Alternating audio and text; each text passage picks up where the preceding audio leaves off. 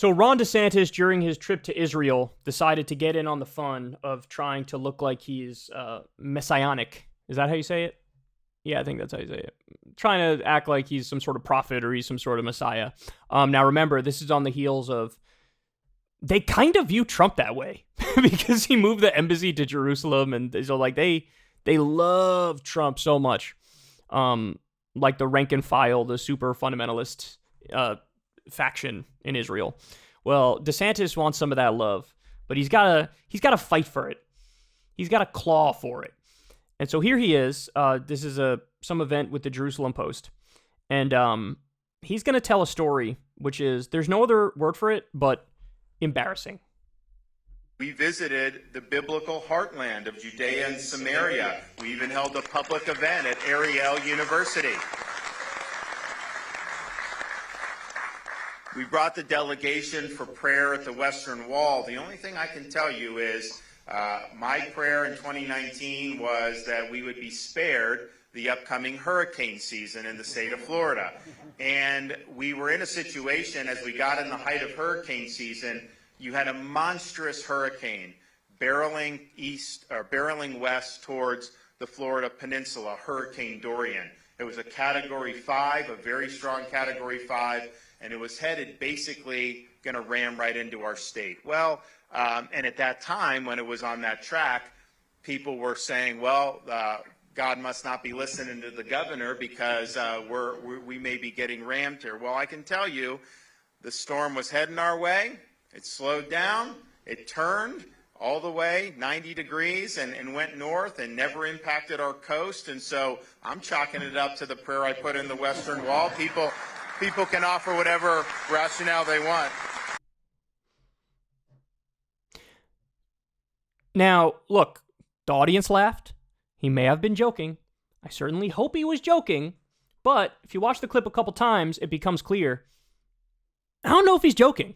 Now, further evidence that he may indeed not be joking is, of course, this very, very famous ad that he released right before, his re-election campaign, or during his re-election campaign. You remember this? And on the 8th day, God looked down on his planned paradise and said, I need a protector. So God made a fighter. God said, I need somebody willing to get up before dawn, kiss his family goodbye, travel thousands of miles for no other reason than to serve the people, to save their jobs, their livelihoods, their liberty, their happiness. So God made a fighter. God said, I need someone to be strong, advocate truth in the midst of hysteria, someone who challenges conventional wisdom and isn't afraid to defend what he knows to be right and just.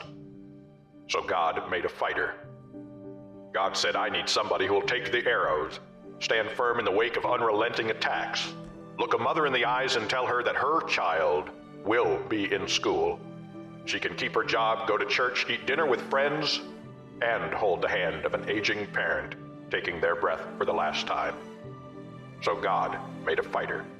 God said, I need a family man, a man who would laugh and then sigh, and then reply with smiling eyes when his daughter says she wants to spend her life doing what Dad does. So God made a fighter.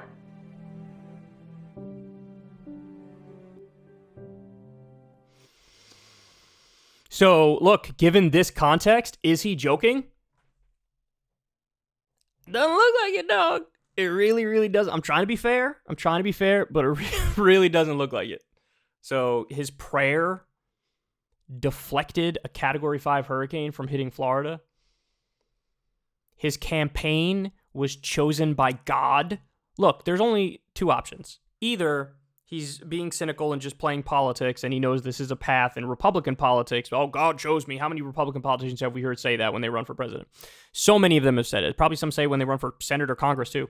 But, so it's either deeply, deeply cynical politics, trying to play off of people's, religiosity, or he really believes it, right? There is no...